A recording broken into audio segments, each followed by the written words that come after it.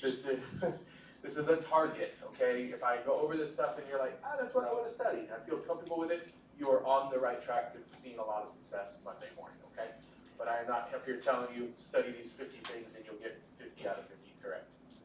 Okay, in the first slide text, Introduction to Military Public Health, there were a lot of basic introductory information to include some definitions, right? And do you remember that kind of all lectures had some definitions in there, right?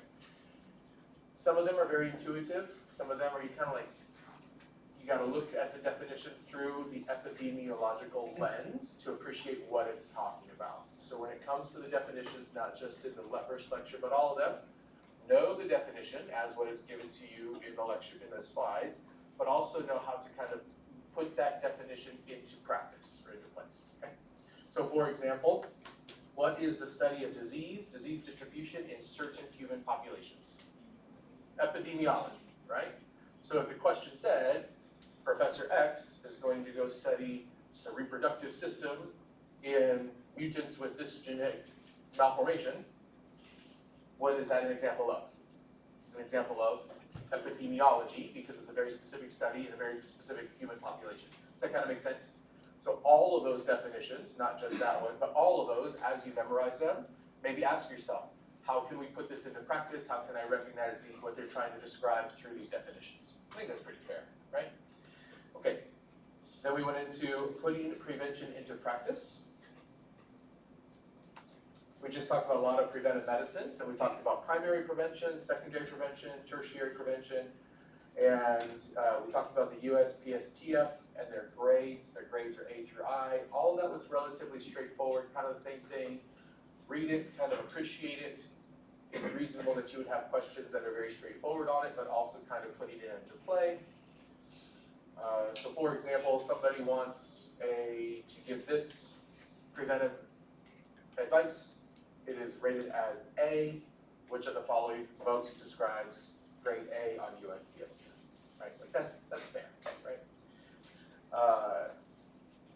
This person is diagnosed with this. We are trying to prevent significant comorbidity. What type of prevention is that? Primary, secondary, tertiary, or chronic system? That's pretty straightforward, right? Do that. Then there's a slide deck called Disease Dynamics. Take whatever writing device you have and just circle the whole thing. Put effort into that one. Put effort into that one, okay?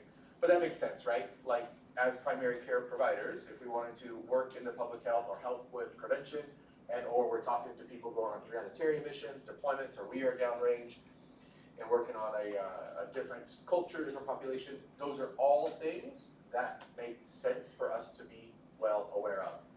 That slide deck is full of definitions: rate, ratio, proportion, incidence, prevalence, attack rate, adjusted variables, all of that stuff.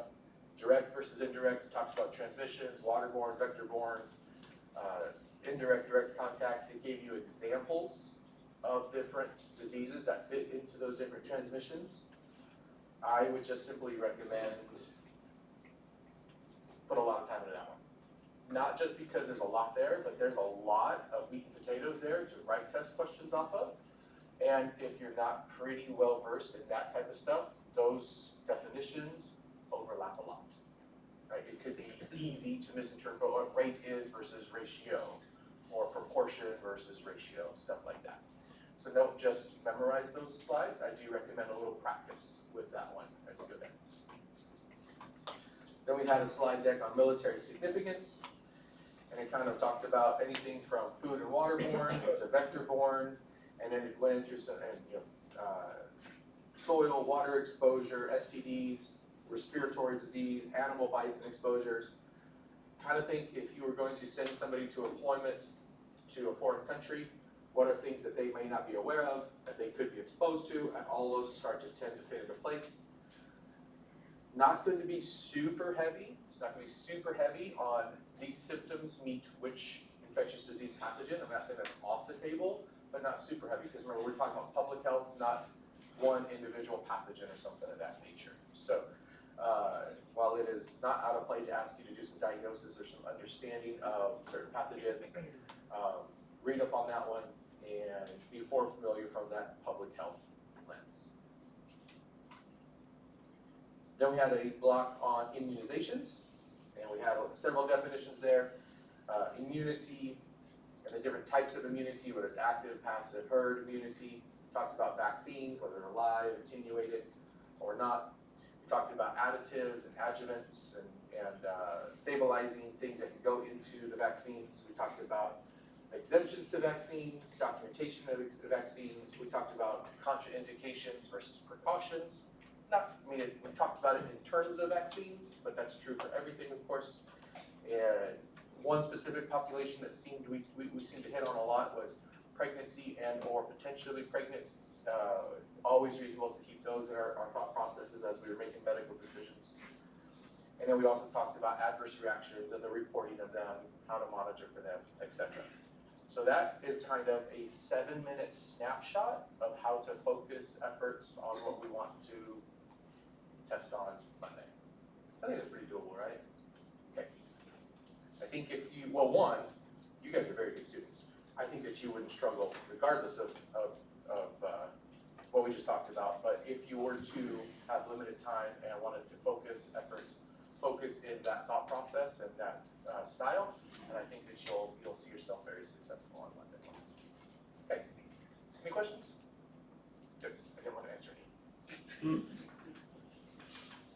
We have 3 lectures left. I think that we can very comfortably get through them before 1500, which will then open up tomorrow's block to give back to you to study or get whatever done. With that being said, it is POI time, so if you guys need me to be here tomorrow at 8 a.m., I will. But so will you.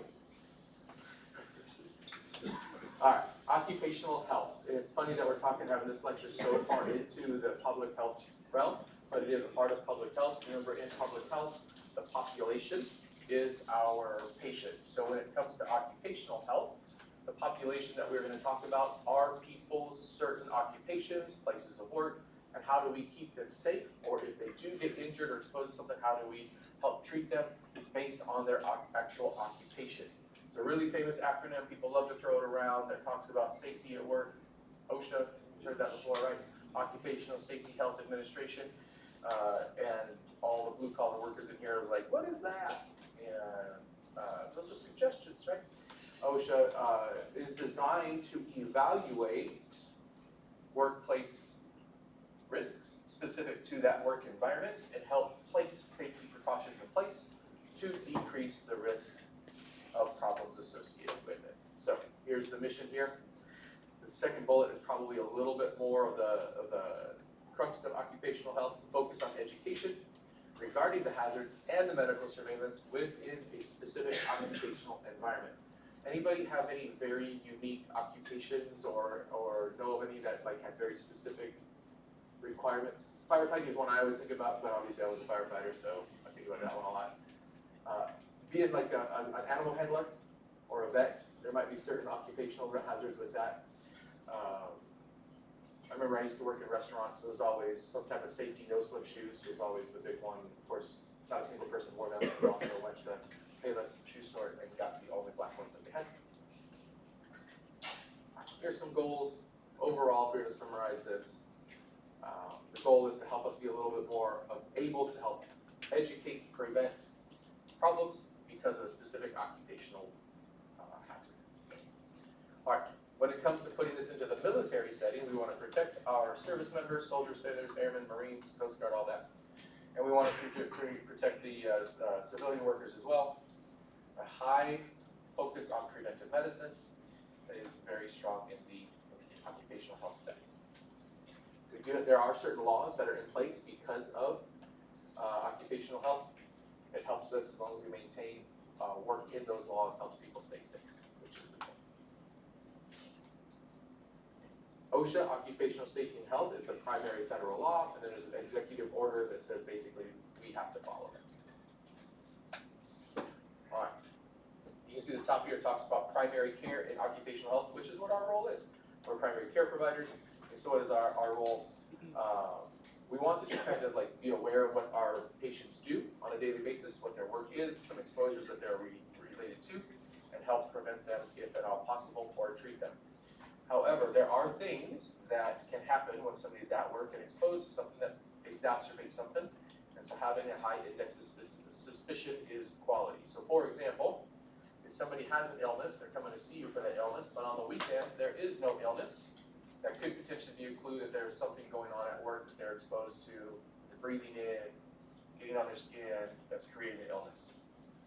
Similar with an injury, maybe it gets worse at work, maybe they got a back injury, but then you find out that something that they are doing as part of their daily job is exacerbating that injury. Also clinically suspicious or any type of reactions that happen only in a very specific setting. I know there was a job I was doing on the side on somebody's house once, and when I was working in it, they would burn in a fireplace.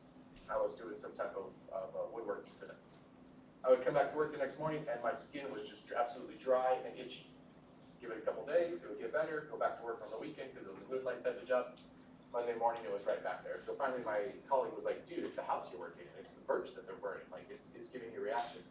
That's an example of what they're talking about here. If you can tease out that somebody's only having a specific injury, pain, reaction at work, it could be a workplace hazard that is exacerbating. All right, some very common health place hazards. Injuries and accidents, of course, are very, very possible. Noise, solvents, carbon monoxide, and radiation. Very, very common. If you hear the acronym DOERS, this is the Defense Occupational and Environmental Health Readiness System. This is kind of a monitoring system for all of those occupational hazards. And there are some jobs that require very specific surveillance, either from a specific office within their occupation or a public health office, or sometimes they rely on the primary care role to do that as well. Here's some examples of those. So we are healthcare workers. Can you guys think of something very specific that we get monitored for or surveyed for? Tuberculosis would be a great example of that. Yep.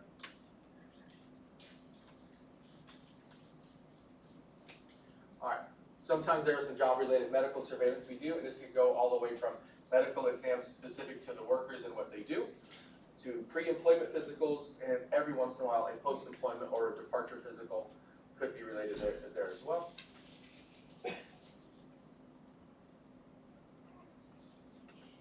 If you see the third sub-bullet down there, request for accommodation, I actually ran into that a lot, but not as much with the military population, and I think that's because we automatically have like duty chips or profiles that can help with that. And I would get a lot of people that would come in and say, hey, I work at this job, I need this specific accommodation, but they need you to authorize it, saying it's medically necessary. So I'd have to kind of investigate what their job was. Most of the time was like, do you need that for your job? And if they said yes, I was like, cool, and I would sign a paper and be done very quickly. But yeah, that's kind of what it's talking about when it talks about requests for accommodation. All right, some work-related physicals we might be asked to do. Initial or termination physicals, annual physicals, or CDL type of stuff. A lot of these don't require specialized training to do. A lot of them come with some type of specific either form or questionnaire for you to evaluate with the patient, but also to do specific types of physical exams and document any findings. Some, like a CDL or type of licensing, may need certain training, and that's okay if that's the case as well. And even though it is not truly occupational health, one of the things that you guys probably will run into a lot is if you work with the non-active duty side. School physicals or sports physicals. All the time. I felt like 20 a week would come in, especially during August and September. They would bring their school-specific school form, and I would check off the boxes of the questions they wanted me to ask. I would do the exams and document what they wanted me to ask, and clear them for sports or follow up somewhere else if needed. All right, respiratory protection. This is a pretty big one. There's a lot of jobs out there that require some type of respiratory protection.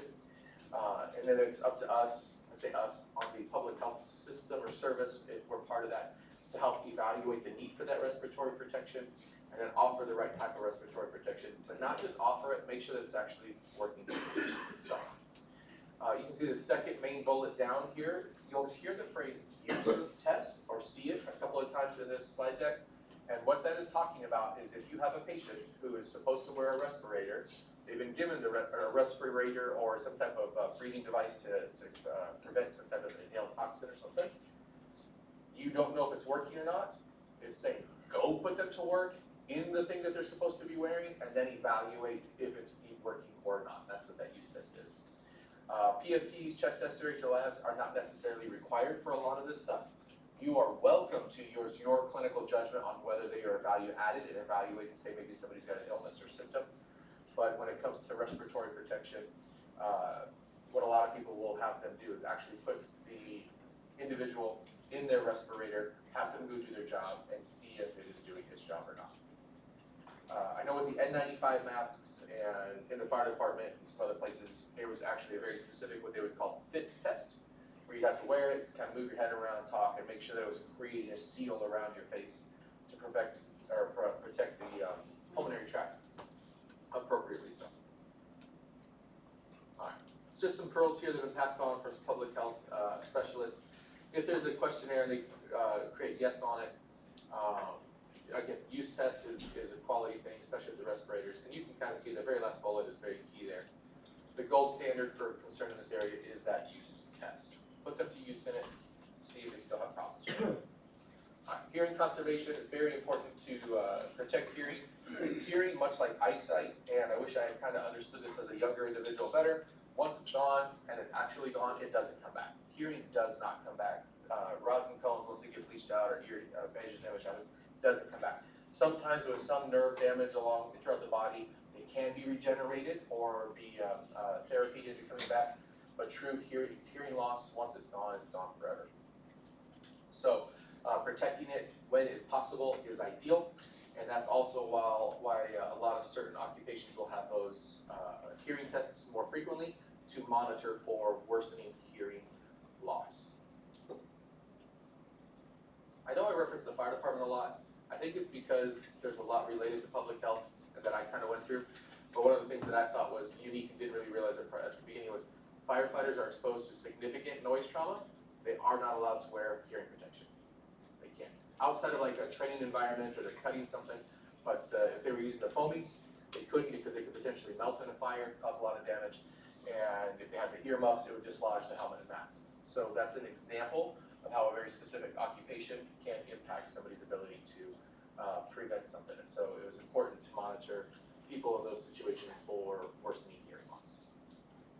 Vision conservation, nothing really changes here in the concept here. We want to evaluate them early, screen them early, screen them yearly, and then treat accordingly.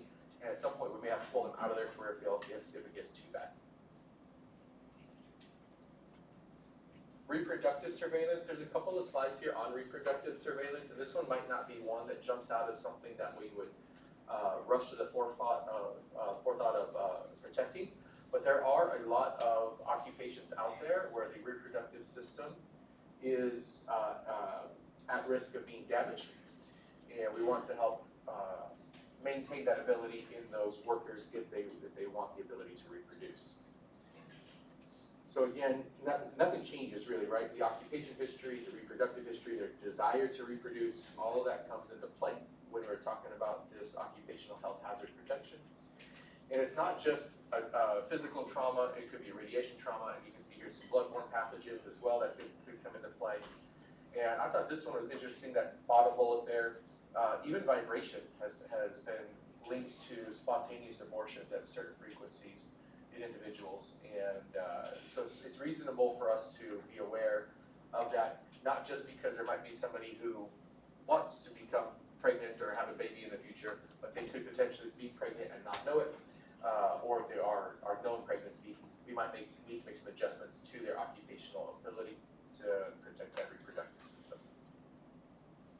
There's also some exposures that can be linked with spontaneous abortions. And there's a list of them there, and that makes sense, right? If we see those, we should kind of think automatically that could be linked to some bad fetal outcomes.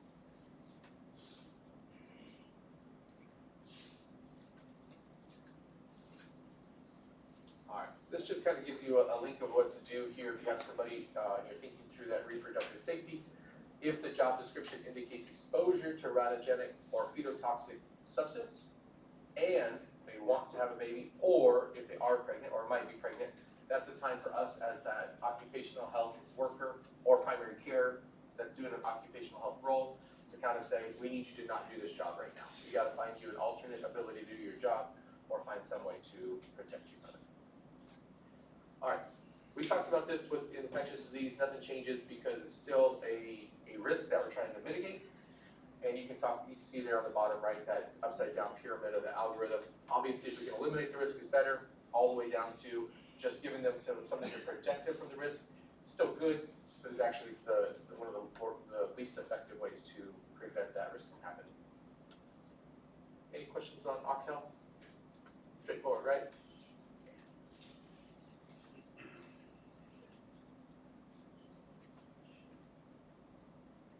Medical threat assessment for travelers is what we'll do next.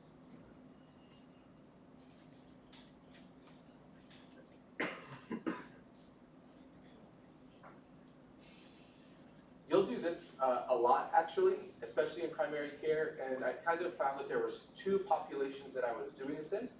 One was for the military member that was doing some type of mandatory travel. They were deploying, go to training, they were deploying individually or in a group. You could do it as a group session for education. Or I would have a lot of individuals who were going to travel electively for leisure, and they would be going to a very specific country or to go do like a maybe missions trip or a humanitarian trip electively, and they would come in and they would say, hey, I've done this research, this says I need to be cleared by you and or prescribe these medicines to be able to go to this country. So there is a lot of pre-travel education and treatment that we can do in this public health perspective. There's our objectives. And kind of the crux of all of this travel education that we're trying to do, it's all related around, can we anticipate a threat and how do we mitigate that threat? So the most important thing to kind of think of is, one, what is the threat where this person is going, person or people are going? What can I do to help them not be impacted or bothered by that threat? And we can go from there. You can read this, I'll read it to you. The composite of all ongoing potential enemy actions and environmental conditions that will reduce the combat effectiveness through wounding, injury, causing disease, or performance degradation is how they define the medical threat. Obviously, that's a little bit more military-centric. Of course, it's military public health, so it's reasonable. But there are times where you will do this type of prevention in a non-military setting. But really what your job is to do is say, where are you going? What is the threat? Whether it's an actual physical threat, someone trying to hurt you, harm you, an environmental threat, a geographic threat, infectious disease threat. And we take all of those threats together and we do our best to kind of like figure out how to mitigate them. And that's where we come into this, you see the acronym FHP was mentioned a couple slides back, force health protection. How do we take our force and keep them as healthy as possible? When you are evaluating the risks, some things to think about are these W's, the who, what, where, when, and why kind of goes into what. These next couple slides kind of talk about that a little bit here. For the who, it's the who especially, it's not just the person or the patient that's going to be traveling, it is the who of who will be there where they are going to, right? So if they're going to some very American-friendly, safe place, may not be a big risk, but if they're going to some place that's a little bit more anti-American, and you have an American traveling there, that might be something to take into consideration in the who category on a little bit of both sides of it. But the demographic of your patient, their age, their sex, their gender, their personal health status, any social considerations, and as well as what they're going to go do. Do they need certain training equipment or some type of activity limitations or education? The where is actually what it says. It is where are they going, globally or where they're going, what is the terrain like, the climate like, is there any known infectious pathogens that are common there, endemic to the area, what the enclosures will be, are they going to have shelter from elements and such. All of that goes into your risk mitigation thought process. And then the when. When are they going there, what season are they in, and the when also includes, as you see at the bottom, the duration. Are they going there in the summer? Are they going to be there into the winter? Do we need to kind of like evaluate both climate changes there for them as well? All right, it takes a minute here to discuss the difference between medical information and medical intelligence. Medical information is just raw data. It's just information about medical things. Medical intelligence is when something or someone or an office takes the information about a certain area or event or traveling location, and then it go ahead and takes that raw data and converts it into an actual intelligence about what's going on there so that we can better help our patients. It's analyzed information. NCMI here stands for National Center for Medical Intelligence, and there's actually a place that'll say, take a certain place, geography, population, season of the year, and kind of compile that information and say, here's some intelligence about that area so that we can actually have a better strategic plan with our patients to keep them safe when they go there.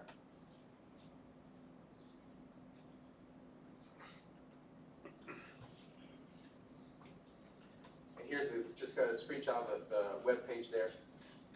What the National Center for Medical Intelligence does, it gives us health risks, hazards assessments. What it doesn't do is it doesn't give us information on what to give them in terms of prophylaxis, chemoprophylaxis, treatments, or medical policy or doctrines. So we have to do the job on the education side to interpret that information and give it to them.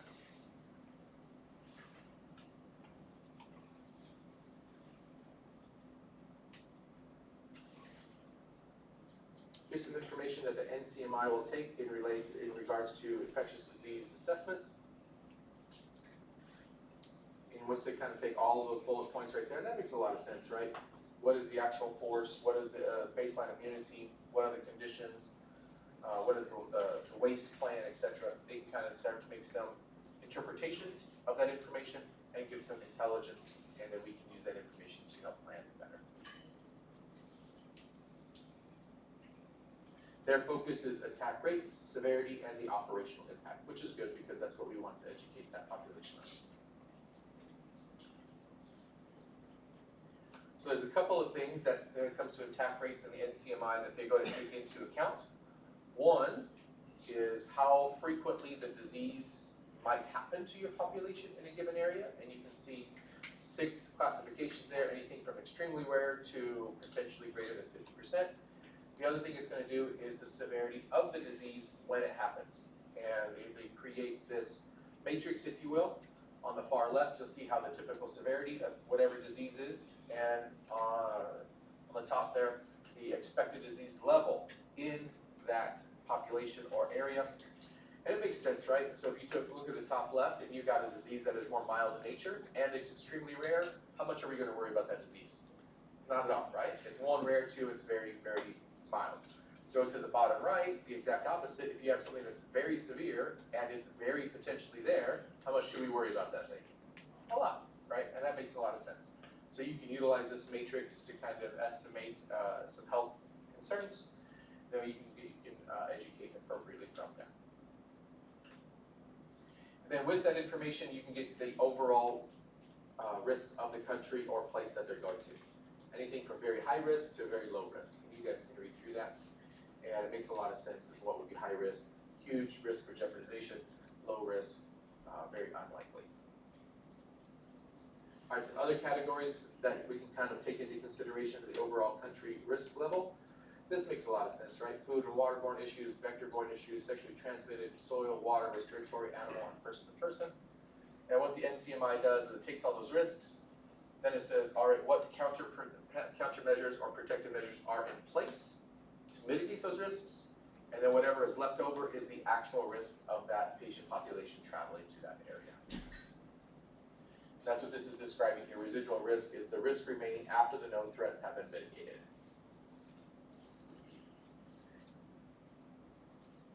All right, so now so those are some generic concepts when it comes to preparing the traveler. Now let's talk about some more specific pieces.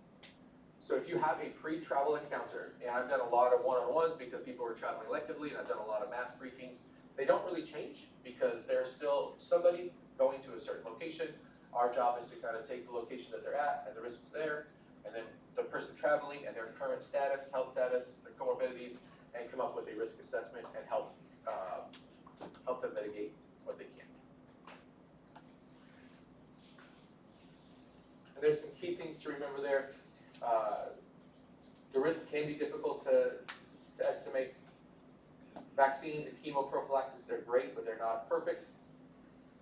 Illness can occur during and even following travel. You guys remember something that's pretty popular for being possible to make them sick after they get back? Malaria. Yeah, that's one of those things that we do a lot of post-travel prophylaxis continuation on it. And then that second bullet is kind of what I would focus a lot of my education to my patients on. Mitigating the risk, not eliminating the risk. Truth is it's possible to truly eliminate all risk from everything, but if we can prepare our patients to kind of mitigate and prepare for that, you can still allow them a reasonably safe encounter, or at least the opportunity to have a really reasonably safe encounter. All right, here are 5 things that you can kind of cover in your pre-travel encounter. You can review their itinerary, and it's the same thing we talked about before. Where are you going? When are you going there? What are the risks? Who's going to be there? How long will you be there, etc. You can talk about their past medical history, their current conditions, anything that's happened in the past, medications they're on, allergies that they may have, and of course their vaccine history and or potentially any recommended vaccines before they go to a certain area. One of the things that I would spend a little bit of time reviewing with the patient is if they were on a medication, especially a prescription one, do they have enough to actually make it through however long they were going? A lot of times, I think patients for some reason would forget that they have to take enough medicine to last through the trip. Maybe they're in between refills or they're going for a very extended period of time. And then I would also recommend that they take enough of the whole time, because if they were to forget it or lose it, us getting them a prescription for wherever they're at in the world is nearly impossible, right? Usually when we prescribe within the area that we are in. So I have a Texas medical license, I can't call in a prescription to North Carolina, Brazil, stuff like that. And so asking them to be a little more cognizant of what they need and how long they need it for this reason. Most pharmacies and insurances, especially in the MTF, don't like to provide longer than a 90-day prescription. However, extended travel is an example of a time where you can get that given to them a much bigger supply of it. All right, immunizations, we can talk about some that are good for travel specifically. At the top left, hepatitis A, typhoid, high yield immunizations to get for just about anywhere they travel because it's such worldwide spread. But then of course, where are they going specifically, we can review what's common in that area, see if there is a vaccine that is good for that patient in that area. And then on the far right, you see routine ones. These are the typical scheduled vaccines that we recommend to everybody. You can review that with them and offer them some feedback on things that you would recommend that they have before they go to the place that they're going. The middle one here is malaria prophylaxis. We discussed this in disease of military importance as well as previous in ID, so are you okay if we just go ahead and call that good enough for that one? So the second to last bullet, there's self-treatment medications. It shows up traveler's diarrhea first. That's a very common thing to have in travelers, for them to get a little bit of GI upset somewhere along the way, either a virus they hadn't been exposed to or exposed a long time, eating some type of food that wasn't prepared in a way that is typical for their gut and hurts them. What it's talking about in terms of medication is you don't really typically take traveler's diarrhea and give them some type of chemoprophylaxis, but a lot of education on what to do if they develop traveler's diarrhea can go a long way. Here's some causes for that traveler's diarrhea. We know all these already. And here's kind of like a treatment plan or action plan, if you will. You can go over this with your patient. This is what I would do. I would say, hey, if it's mild and you can kind of just get over it, just let your body get over it. If it's mild, you're afebrile, you're still tolerating food and water, maybe we can get something like loperamide or something to slow it down. Antibiotics are not wrong to send your patient with, because there's a lot of traveler's diarrhea that can happen, and it is bacterial in nature. Ciprofloxacin is a very common traveler's diarrhea, but please remember, you don't give it to them as prophylaxis. You're not asking them to take it every day so that they don't get sick. You're giving it to them and say, hey, take these 3 pills or whatever, put them somewhere safe. If you get traveler's diarrhea that's very severe or with a fever, go ahead and take this medication then at that time. Yep, so then this is what we were saying a minute ago. Chemoprophylaxis for traveler's diarrhea is not commonly recommended. Usually, it's more just take this if you need it.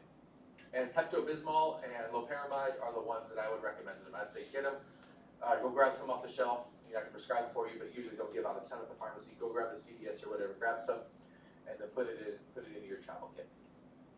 Altitude sickness might be something that somebody experiences and they might not be prepared for, especially if they don't typically play at high altitude. And it's not just being in a plane. A lot of people will travel to certain areas that are in the mountains, or they'll go do work site visits at, say, outlying posts or whatever that are a little bit higher elevation.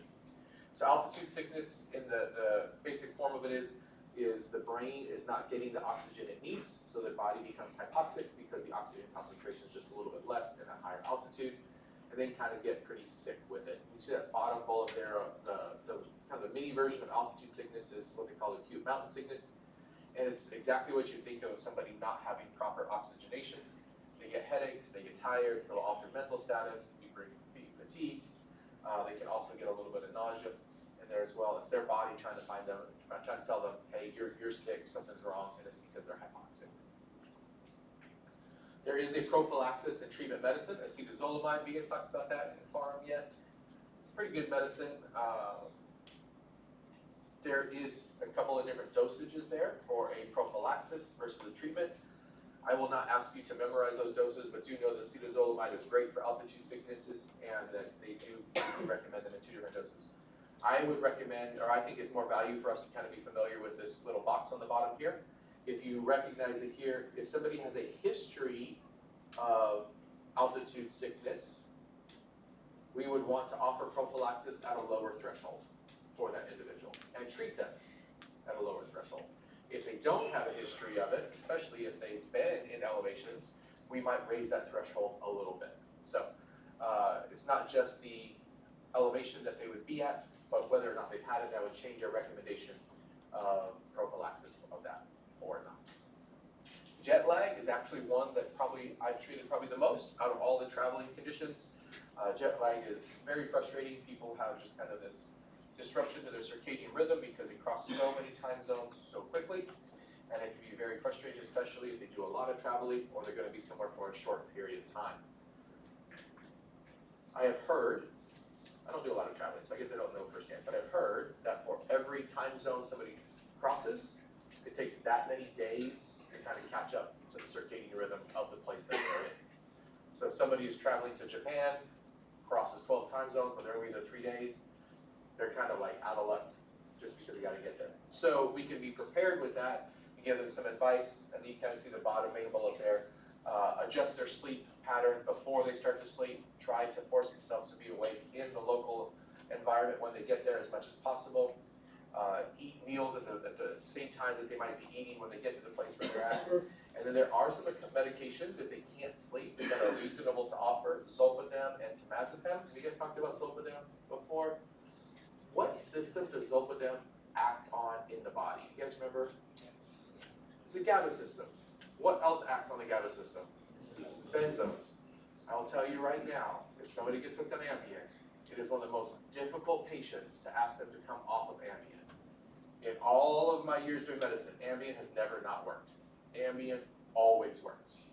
But because it works on the same system, it comes with a little bit of euphoria and extra relaxation. People love it. Problem is, it can become very addictive as well. So if you're going to use Zolpidem, I do recommend using it with caution.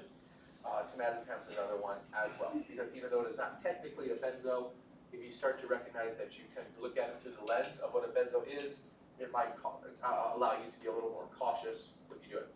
However, when it comes to travel, and especially on the occupational side, we're going to deal probably with a lot of pilots. Those pilots are going to be changing time zones all the time, and they need their crew rest. If there's one person I do not want tired, it's probably the pilot and their crew, so that is one that I just never argued with when it came to offering them medicines to either help them sleep or stay awake on their missions when it was. But that's a very occupational specific thing.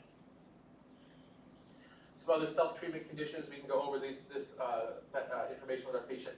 Motion sickness responds really well to antihistamines.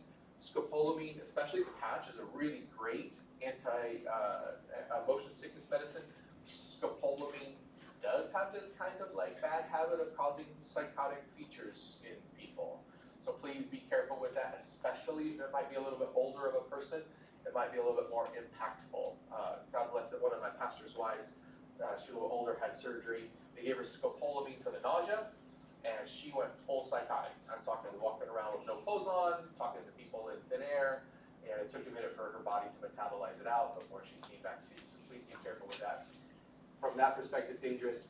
Much more common issue with scopolamine, it is an anticholinergic. With anticholinergics, you get anti-SLUD. You guys remember that phrase? Anybody, they still talk about SLUD? Salivation, lacrimation, urination, defecation, excremation, right?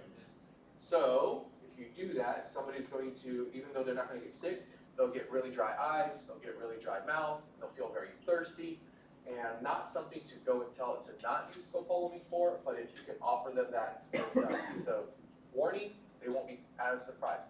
My wife loves scopolamine, it keeps her from getting motion sick in the car, but if she's going to be driving, she can't use it because it prevents the eyes from dilating and constricting appropriately, so she can't focus while she sees. So she knows if she's going to take the medicine, she can't see clearly. So some side effects there with that as well. Potentially bacterial and fungal infections, and then some common injuries. What I like to do, and we do this in our own family, but I recommend it too, is just kind of ask our patients, anticipate what might happen, build yourself a little travel mini kit to help with that. Band-aids, topical antibiotic ointment, aspirin, Tylenol, Motrin, whatever you like. Obviously your prescription medicines, maybe some an ACE wrap or something like that. If you can kind of get that all into like a fanny pack size thing that you can travel with easily, you got some pretty good resources on hand right away. It doesn't talk about it here in that pre-travel when we just talked about medicines. Headaches happen a lot on vacations or travel, and they're sleeping funny, sleep awkwardly, and it might not be something that somebody doesn't have headaches regularly, they know what to do with.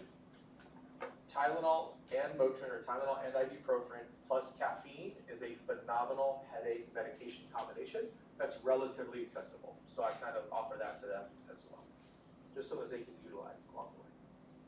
All right, so personal protective measures, and this is of course impossible to say, here's all the things that could possibly happen, so prevent all of those things, but if you can kind of tease out some things that are a little bit more likely that the patient might be exposed to and help prevent them through some personal protective measures, probably a good idea. Food, insects, physical trauma or danger, all a good idea. And I like this phrase here, if you're gonna eat food somewhere else, boil it, peel it, cook it, or forget it. And I'm sorry, but if I'm eating steak in another country, I want it pretty rubbery, just kidding. Somebody told me that once. Insect precautions, DEET is great, physical precautions like a net or clothes is great. Animal bite precautions, I highly advise do not touch animals in another country. I agree, every animal should be pet, and I want to tell them all that they are a good boy. But you've got to let some of them go. God bless, my aunt saved up a very, very long time to take a trip to Israel. They were over there, they enjoyed it, and my aunt is an animal lover and pet a cat and got bit by a cat. So now she is in a foreign country, a couple days from leaving, so kind of in a funny window of I can't wait long enough to get back to where I'm comfortable to go see somebody. And so she was stuck trying to figure out how to get treated for a potential rabies infection from a stray cat in a foreign country, all because she couldn't keep her stinking hands off of a cute kid. And some post-travel screening, relatively uncommon of a practice. Usually if they are ill, they'll come and see you, but we don't do that, except for we work with a population that we do a lot of post-travel screening in terms of a post-deployment evaluation and stuff like that. So those questionnaires at different timings, what we're looking to do is keep our population healthy by screening them for certain conditions, both physical, infectious, metabolic, as well as psychiatric. And here are a couple of websites that can offer you some information to the traveler. You're welcome to open those up, kind of be familiar with them. Here's some screenshots of their front page. Any questions on preparing the traveler? Not too bad. Okay, the last one shouldn't take but about 15-ish minutes. Y'all want to kill it today? Why don't we take 10 minutes, go stretch your legs, grab some water. We'll come in, we'll kill it, and we'll get out of here.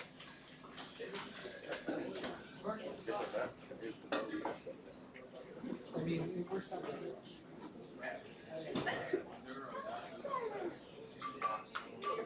Are you complaining?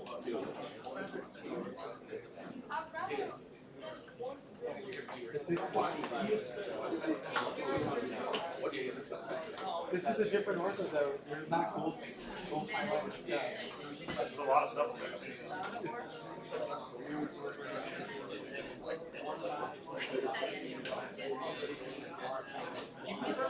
Maybe they changed already. This has been like that for years. I'll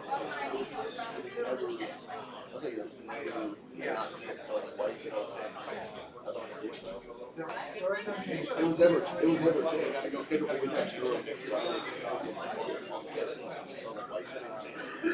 Yeah, it was never not like, what that changed was like,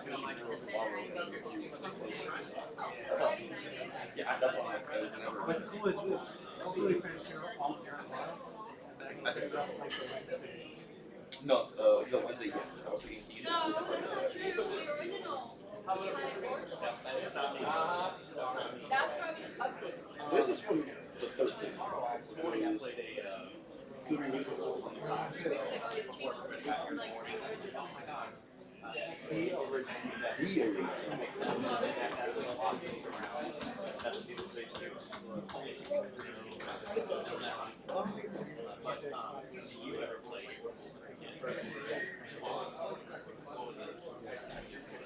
You guys have it today? Yeah. But like, I don't know if we did the road graph anyway, but they're good off tomorrow, probably for like,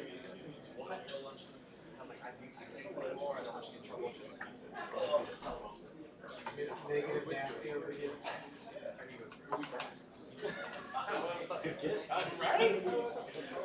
Negative.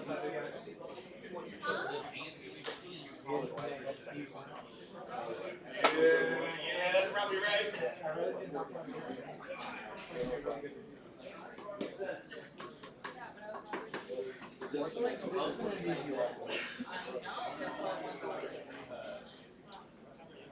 I think there are a lot more.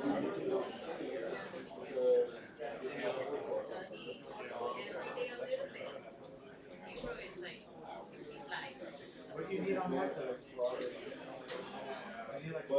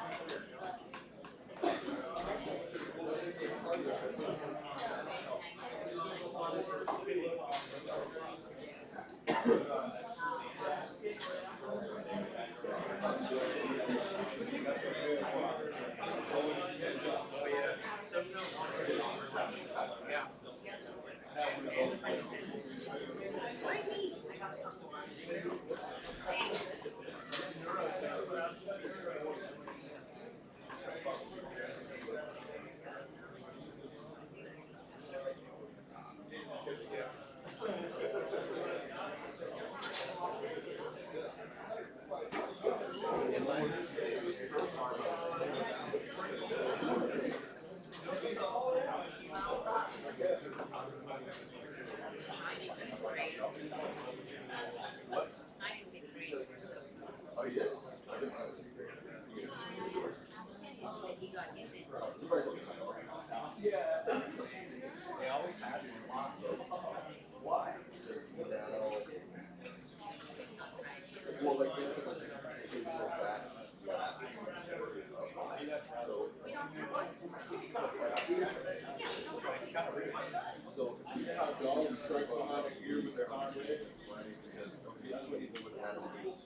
Like that dog that just found the spot. Oh, yeah. I agree. I'm more of a walk.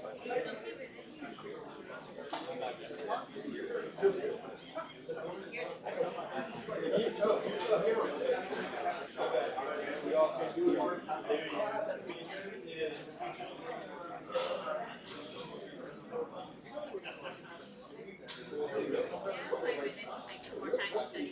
Yeah. I can see how that can hinder your. Of course, it can your range of motion.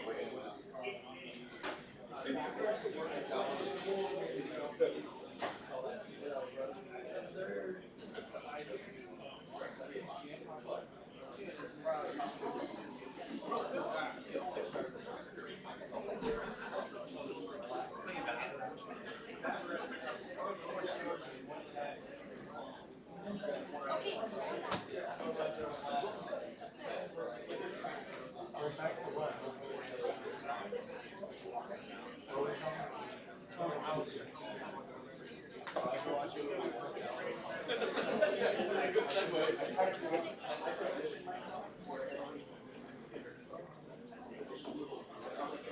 You can stay in a hotel for 21 days if you're like. You have to run in on the back.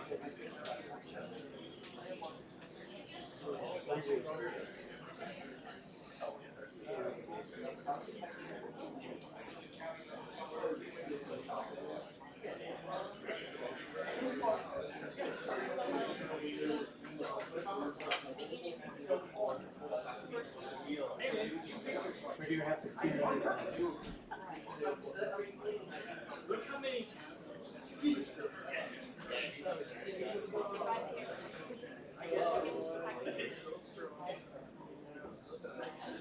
Here's another thing I'll share. They can move it and they can store it.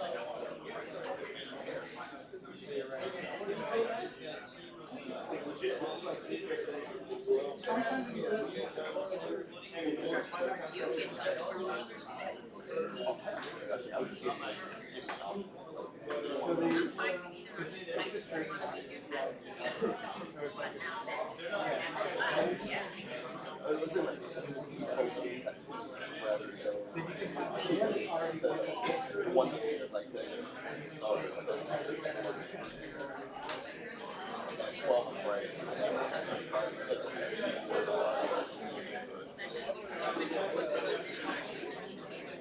Oh, that's fine. That's fine. I was looking at it all.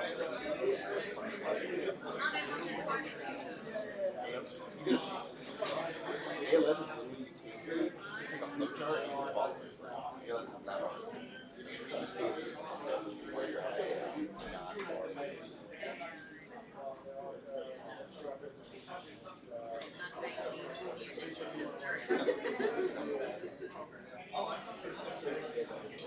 I would kill myself if I had to study all over farm.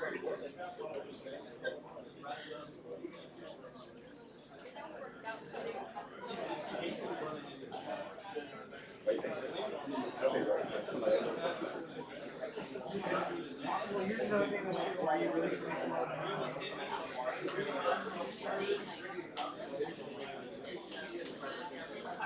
Because we're trying to tell her that early August, she clears her apartment. Like little by little, she can move some of her stuff to the place that would if her husband already had it. But she's not gonna like the way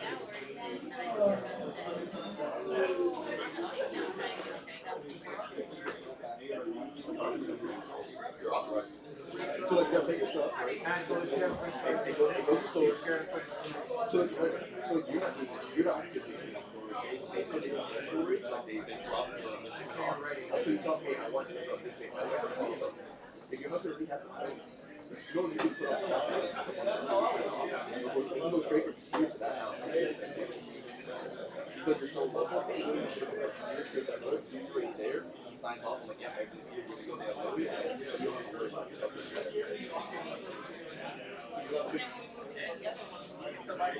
I would already have to do That is correct. The reason why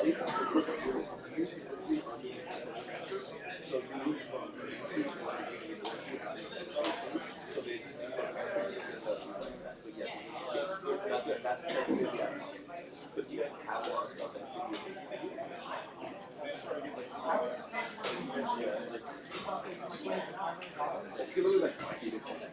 They have like these college people that move. Like if I was there, I'd be like, I thought people knew all of it.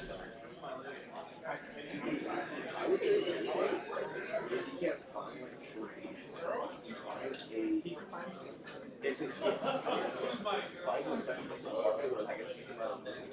That can buy you a year so that when you're up, then you can move to whatever biggest house you want. How we get to go? Or better than yourself. You get pregnant and you have to be able to move.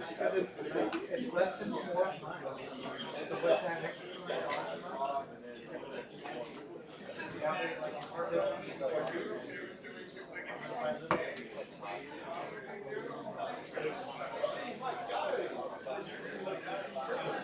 think about it, whatever you want to do. Like more about the money that you just mentioned is like the week before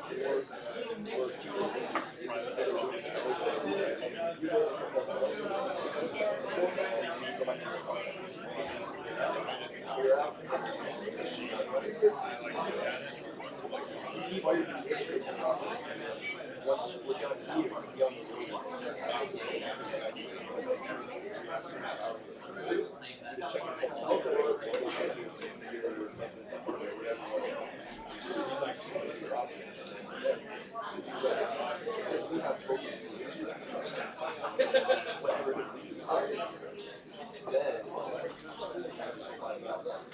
I would have them get a place that you would want to be in. She doesn't want to pay the extra money. Yeah, but what is the extra? What is the extra? Yeah. If he gets a place that you wouldn't mind doing two right away, that's what I would do. He's saying right now get a free. If he's in an apartment, I would get him the car with the two bedrooms first. That would be for you to make out. So when you guys are both when you're done school, and you say, What is that extra thing? Maybe back. Or you make it like 5 months. And then you can even send stuff with and everything else. are you wanting a house there or you want an apartment? Like what's your like goal? Like walking so you actually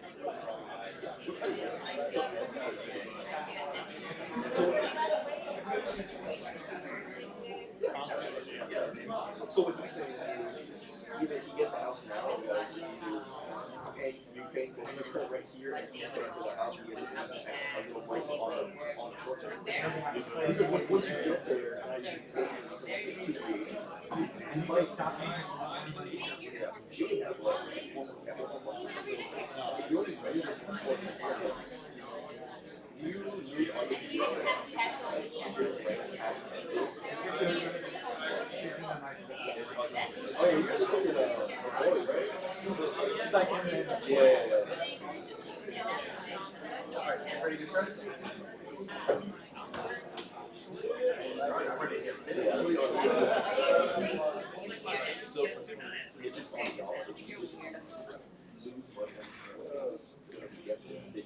The last block that we're going to talk, our last lecture we'll do is called Disease After Disaster, and it's kind of related much more to like a natural type of disaster. Public health gets called out to that a lot and helps it out. Any of you guys ever worked on humanitarian missions or been part of a disaster fund? I see a head shake. Which one did you work on? Anything famous?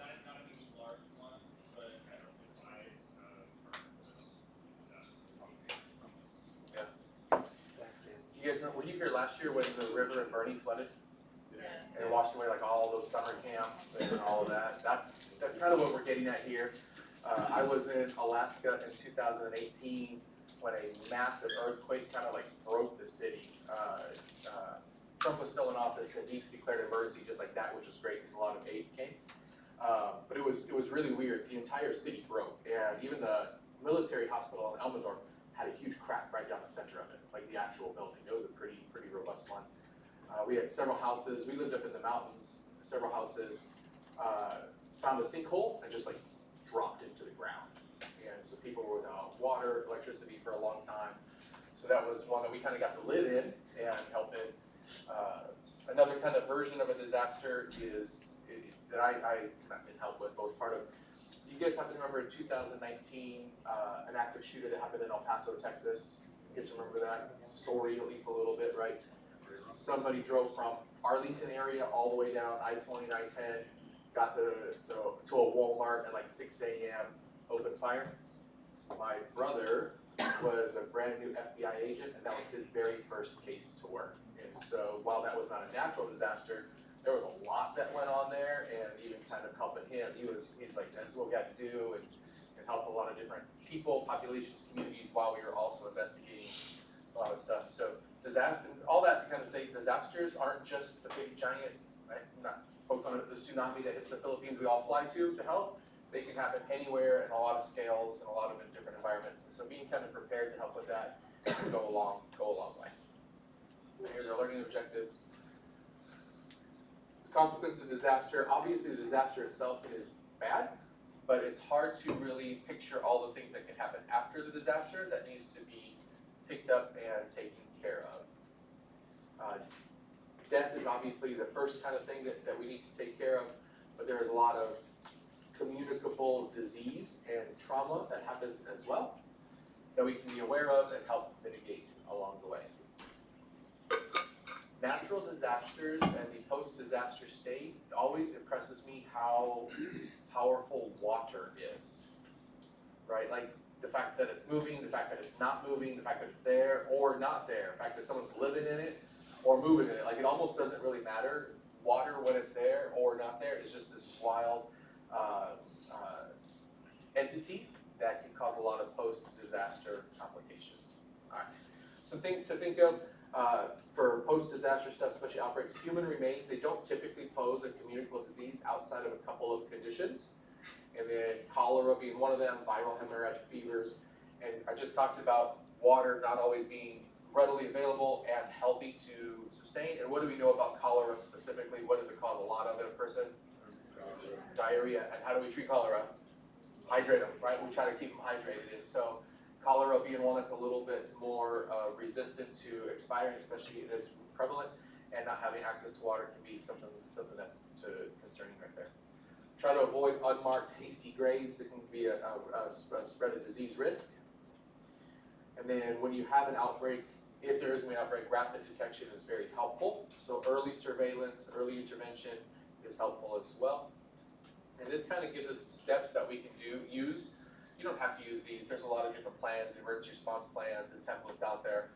But if you want an example of what you can do, think of yourself just showing up to a post-disaster state. And again, not to make fun of it, but we kind of lived through it last year. River flooded, watched it on the news. You guys lived up in that area of the city. You may have even had some flooding as well. And there were a lot of people that wanted to go help. But like, how do you go help when something's actively flooded? And so think of yourself being put into that situation right after the disaster happens. How do you help it? And this is a template of how you can kind of work through some of that post-disaster help. Identify the priority diseases and the syndromes. You set up your screening systems. You train healthcare workers. A lot of times it's just kind of point on the job training. Look for this, do this, help them with this. You want to designate a lead health agency or a surveillance focal point. Activate a response system, and then you want to monitor the system that you set up and constantly evaluate it to make sure it's doing the job you want. I won't bore you with all those sub bullets there. I think they're very intuitive. Once you read through that, you'll get that. But one that kind of sticks out to me is number 2, and that first sub bullet there. When you set up your simple reporting system, again, you're looking for some type of communicable disease or thing that could be spread easily. Me being an evidence-based guy, I'm like, well, all right, let's get the lab for it. In that post-disaster state, you don't necessarily have time or resources to do that. So you might train people, if they just show up with these symptoms, put them in that pile or something like that. You're going based off of your gut a lot more in that initial post-disaster state. That might feel comfortable with, but by definition, it's a disaster state, so we're going to help as fast and as efficiently as we can. You guys remember what this is called? The epidemiological triad. 3 things that work together to cause a disease, right? We have the host, the agent, and the environment. When all those things are right and in correlation together, we can have that disease. And a post-disaster state is so unclean, unhealthy, unresourced, and kind of disheveled at the moment. It's a very possible area for a lot of disease and outbreaks to happen. There are 4 infectious sources of mortality that are pretty consistently associated with these humanitarian type emergencies. So we'll talk about these: diarrhea, acute respiratory infections, measles itself outbreak is pretty potentially high, and then vector-borne diseases, malaria being one of them, but that's not the only one, of course. Before we go into that, one kind of note that it says is, if you are working in a disaster area where the kind of population there is known to be malnourished, that significantly increases the mortality and morbidity rate. All right, we'll talk about diarrhea first. Lots of things can cause diarrhea. We just talked about cholera doesn't necessarily die if it is living in somebody and they pass on. So we have patients who get diarrhea, and then we can't rehydrate them fast enough or well enough because water is potentially a problem. But diarrhea itself, diarrhea disease, whether it's cholera, dysentery, or other issues, one, if we have a pathogen to kill, ideally we can, but we got to be able to rehydrate them as fast as possible. And cholera, we know this already, it could be asymptomatic or it can be quite symptomatic, but it can be very fatal very quickly. And so if you have concern for cholera, or you know it's endemic to the area and you got an outbreak potentially, try to get them rehydrated as fast as possible. So a couple slides here on cholera itself. One single episode can cause a pretty significant infection. There are other factors that help with it as well. And then other host factors like genetic variations or vitamin A deficiency, hypochlorhydria, all of those change the dynamic of what needs to happen to help the person with cholera. So your goal when you have a diarrheal disease outbreak in a post-disaster state is to prevent the death from dehydration and circulatory collapse as much as possible. So rehydrate as much as possible. Obviously, not everybody is going to be a candidate for IV rehydration. We may not even have the resources for that. So oral rehydration tends to be the go-to for that. So we want to do that as fast and aggressively as possible. IV fluids in that post-disaster state again pretty rarely used. Antibiotics are not wrong if you know what you're treating and you need to treat them. And then the World Health Organization recommends some type of oral rehydration solution that is equimolar in concentration, kind of replenishing the body's needs along with it. And they talk about these 5 elements: glucose, sodium, potassium, citrate, and chloride. If you can have something in your oral rehydration system to help with those, please do. And potassium is one that, I mean, you're smarter than I am. Potassium is one that I kind of forget about a lot, but potassium is a pretty important electrolyte in the body, very important for muscle contraction. And there's a really important muscle that lives right in the middle of your chest that if it stops working, you also stop working. So I like potassium to be right in the appropriate range right there. While it is not part of disease after disaster, one of the situations you may find yourself in likely, do you guys know that insulin also moves potassium into the cells as well, not just sugar, right? So if you have somebody that you are aggressively giving insulin to, please don't forget, don't let that little birdie in your head stop telling you, don't forget about the potassium as well, because you'll make them hypokalemic really, really quickly with a lot of insulin, and that can be just as dangerous as well. So, I had a preceptor once.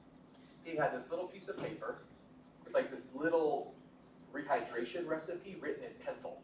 And you know how like, you fold a paper a million times and it starts to like smear and fade out on you? And so he was talking to this patient, and they were like, yeah, it was like a ER or something like that. He was like, just go ahead and get a couple tablespoons of baking soda, 1 tablespoon of salt, 1 of sugar. And I'm like, this is a mom with a sick kid. She ain't even writing this down. You expect her to remember all of this? I looked at her, I was like, mix Gatorade 50-50 with water. It's the same thing. And so a lot of people who need oral rehydration, Gatorade by itself is too sweet or too concentrated and it can upset the stomach.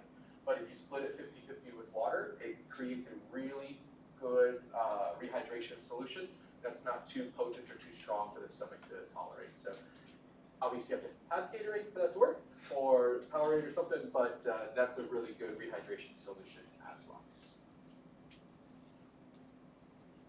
All right, obviously if we can prevent a diarrheal disease, it's great. Fecal oral transmission is so common in these post-disaster states because people don't get the opportunity to stop using the restroom, and obviously if diarrhea is concerned, they're using it a lot. So proper food handling and sanitation is just not as common or as available. So fecal oral route, if we can prevent that transmission, obviously we can do a lot of good with that as well. Alright, acute respiratory infections, obviously a lot of people could potentially be living in some type of camps or close proximity, living with relatives, kind of overcrowding in areas, so acute respiratory infections are very common in that post-disaster state. It is a huge cause for morbidity and mortality, mostly in children. Children haven't been exposed to as much either through vaccines or natural immunity as a lot of adults are, a little more susceptible. Now you get them starting living together in poor living situations, and that acute respiratory infection can spread just a little bit more easily. And it can be anything for just a simple flu or a common cold to a pretty significant bacterial infection, and of course those can expound into stuff like ear infections, side infections, and if they can't tolerate food and water because they're so sick, then dehydration is an issue as well. Influenza epidemics definitely can happen, especially if it's in the proper atmosphere or the proper temperature. And the influenza vaccine, we talked about this a little bit, it is great, and a lot of times we have a lot of it, but again, it's kind of a little bit of a guess based on the antigen strain that might be in play. So one, you have to have it, two, it has to be the right vaccine for the right strain. So influenza is another thing that can spread pretty easily in that post-disaster state. All right, measles itself, a big, powerful pathogen that tends to rear its ugly head during this post-disaster state a lot as well. It can be pretty serious. In these next couple slides, I don't expect you to memorize them, but if you want to just kind of read them, it helps us to kind of appreciate how prevalent it is and how easy it is to spread measles, especially when that decreased ability to have clean living situations, if we have a malnourished or a third world country, could spread even easier. And measles has a lot of pretty dangerous sequelae from it as well. This is kind of a leading cause of mortality in children under 5. There's a respiratory transmission. Of course, we just talked about respiratory diseases being a little bit easier to spread. There's a worldwide distribution of it, and it's pretty devastating on malnourished children. Do you guys happen to remember the vitamin that comes into play with measles? Vitamin A, right? And so it's almost like the two go hand in hand. They're malnourished, low in vitamin A, they exposed to measles. So whether we're treating the measles or the vitamin A deficiency, usually it helps the patients in that case, kind of regardless. And this right here talks about immunity from measles. There's evidence to suggest that measles modulates antibody diversity of the body, resulting in a loss of pre-existing antibodies. So natural immunity can wane with time. However, this does not seem to be nearly as prevalent, meaning the decreasing antibody presence if they've been vaccinated. So measles vaccine is good and helpful in populations that are susceptible to it. Some complications here. I'm not going to ask you a question on what complication is 7% versus 6%. It's just for us to understand that measles comes with a lot of complications. And that's why it's so important to monitor for, evaluate for, and try to treat when we see it, especially in that post-disaster state. You can read through this, uncomplicated versus moderate to very severe, and what you do with it. Vitamin A is a huge mainstay in treatment of measles. Measles can unmask an underlying vitamin A deficiency, and because measles can be asymptomatic, if they're also low in vitamin A, it can be easier for it to become very symptomatic. And so, kind of no matter what in that situation, treating with vitamin A, supplement with vitamin A, very, very helpful, especially if you're working in a underprivileged, malnourished type of situation. And this here, I mean, I don't know why it's all italicized, bold, and quotes, but it is pretty important. Measles vaccinations, these should be assigned the highest priority in any emergency situation because it can spread so easily and be so powerful. If we're going to go work in a post-disaster area, getting measles vaccines on board into that population quickly is ideal. Now the question comes into play, who do we give the measles vaccine to? Obviously, if you have enough for everybody, everybody can get one, right? But we do then have to decide if we don't have enough for everybody, who gets it. And this is kind of what this slide is getting at. That target population during an emergency phase, all children 6 months old to 14 years get the priority. And even sub-bullet that there, 6 months to 5 years old, given a higher priority than the 14-year-olds. And then if insufficient vaccine is available, again, we're having higher limitations on the amount of them there. The undernourished get it first, right? And then all children, and then children even older. And so really the focus is on those kiddos. one, they're just a little bit more susceptible to likely malnourished, or potentially malnourished, I should say, and then they spread the disease so easy. So if we can get vaccines into those kiddos quickly, we could potentially ward off a pretty significant measles outbreak. And then vector-borne diseases, again, all that potentially standing water, dirty water, disgusting water allows a lot of vectors to multiply, and those vectors are natural hosts or carriers of certain disease, and so being aware of them is reasonable. And we've talked about vector-borne diseases a million times. You're very familiar with them. But the two main of concern that you kind of see in the bottom here, malaria and dengue, and especially if you are in a spot helping on a humanitarian mission, that those two conditions are endemic too. Please be aware of that. Do your best to prevent that from getting it, as well as